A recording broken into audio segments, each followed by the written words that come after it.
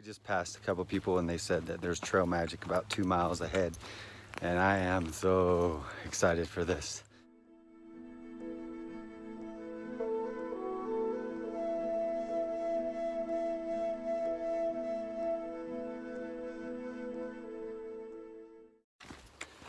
Oh, I'm stuffed.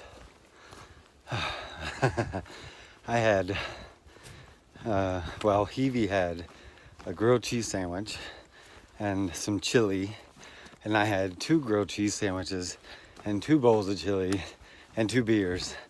It was perfect. We're caloried up for the rest of the day. We're gonna hike on for a couple more miles. I think we got 5 miles, 4 or 5 miles to the campsite. Trail magic is amazing.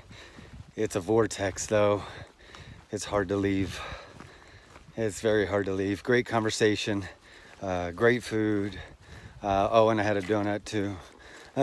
So, all right, so this is where we're camping tonight. Right up here.